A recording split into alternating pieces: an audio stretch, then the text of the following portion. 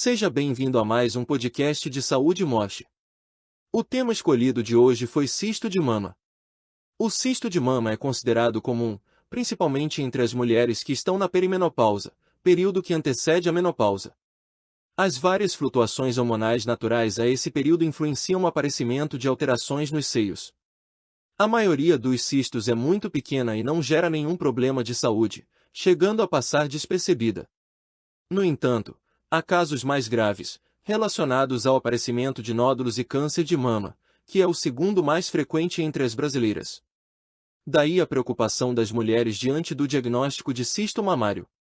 A boa notícia é que, com o acompanhamento adequado, você vai perceber que existem soluções simples.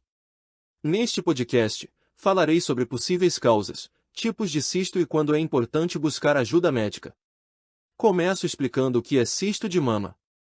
É uma lesão formada por líquido, envolvido por uma membrana, de aparência arredondada e com a extremidade bem delimitada.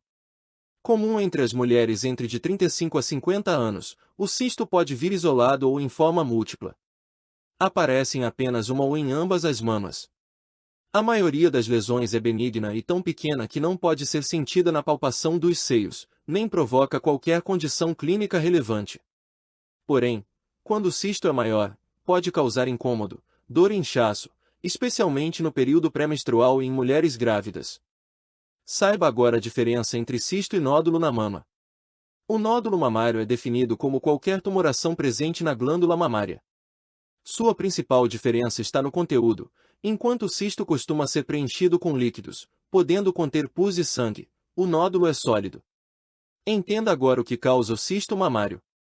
Há indicativos de que seu aparecimento esteja ligado às alterações nos níveis hormonais, principalmente de hormônios como o estrogênio. Desde a primeira menstruação, essas mudanças são constantes. Elas tendem a enviar estímulos fisiológicos que facilitam o acúmulo de líquidos no tecido interno das mamas. Esse processo colabora para a formação de cistos.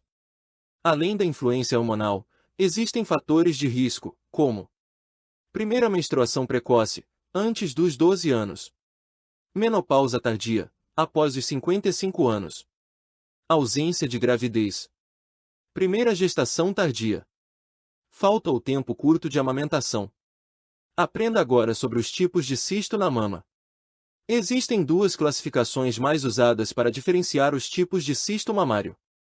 A primeira considera o tamanho das lesões, e a segunda, o conteúdo do cisto. Microcistos correspondem a lesões muito pequenas, com menos de meio centímetro de diâmetro. São os mais comuns e não podem ser percebidos na palpação. Significa que eles só são identificados em exames como a mamografia ou ultrassom. Os macrocistos são maiores, medindo até 5 centímetros de diâmetro. Por causa do tamanho, é possível sentir essas lesões durante o autoexame das mamas. Assim, eles são percebidos com maior frequência. Também podem fazer pressão sobre o tecido mamário ao redor, provocando desconforto para a paciente.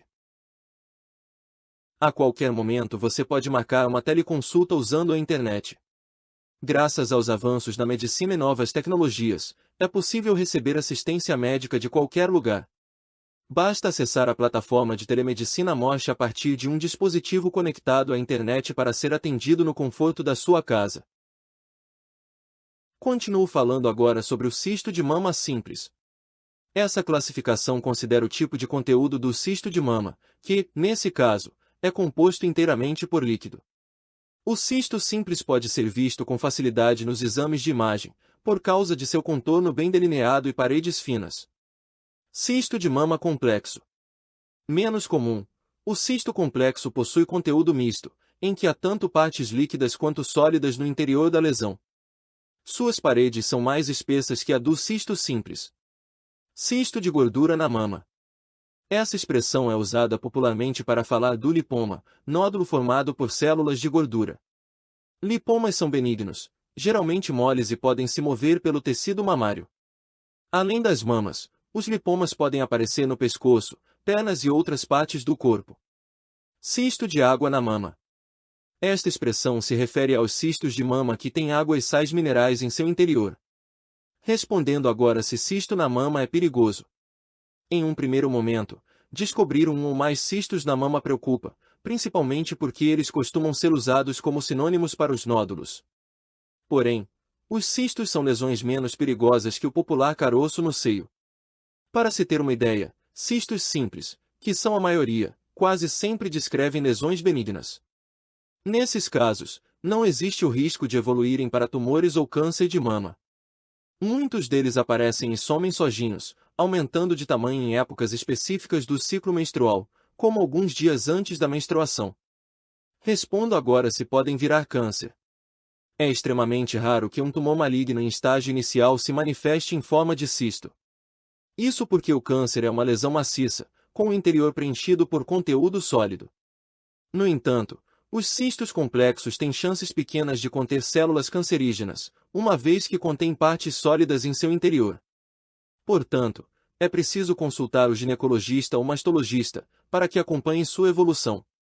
Mas vale lembrar que, em geral, as partes maciças do cisto complexo são inofensivas, correspondendo a restos de células ou coágulos. Saiba quais são os sintomas de cisto na mama. Microcistos não costumam provocar sintomas. Os sinais só são percebidos quando as lesões aumentam de tamanho e começam a fazer pressão sobre o tecido das mamas. Nesses casos, a paciente pode observar sensação de peso nos seios, inchaço, dor difusa em uma ou ambas as mamas, cisto arredondado ou conjunto de lesões que são percebidas ao toque. A qualquer momento você pode marcar uma teleconsulta usando a internet e um celular. Graças aos avanços na medicina e novas tecnologias, é possível receber assistência médica de qualquer lugar. Basta acessar a plataforma de telemedicina Mosh para ser atendido no conforto da sua casa. Agora é o momento de falar sobre os tratamentos para cisto de mama. Apesar de raramente evoluir para um tumor maligno, quando o cisto de mama é identificado ou apresentado ao ginecologista, o profissional fará um acompanhamento. O objetivo é identificar mudanças que possam sugerir células cancerígenas, como a saída espontânea de líquido pela mama. O especialista marca consultas periódicas com a paciente, a cada 6 meses ou mais. Nos encontros, faz um exame físico e pode solicitar exames radiológicos, a exemplo da ultrassonografia, mamografia e ressonância magnética das mamas. Se forem necessários, os tratamentos englobam o uso de medicamentos e, por vezes, a punção com agulha fina. Já as cirurgias são raras e recomendadas apenas para os cistos mais severos, com indícios de malignidade ou que retornem após várias aspirações. Sobre os medicamentos para cisto de mama. Cistos que não desaparecem de forma espontânea e crescem podem causar dores, deixando os seios sensíveis e impactando na rotina da mulher. Nesses casos, é comum que o médico receite analgésicos para aliviar o incômodo e dê seguimento às consultas. Também pode ser recomendada uma punção com agulha fina para esvaziar o conteúdo do cisto, diminuindo a dor e o inchaço. Sobre a punção com agulha fina. Quando o cisto provoca grande desconforto para a paciente, o médico pode pedir uma aspiração do cisto mamário.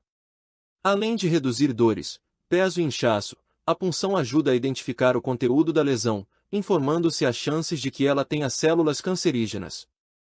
O procedimento é simples e pode ser feito no consultório do especialista.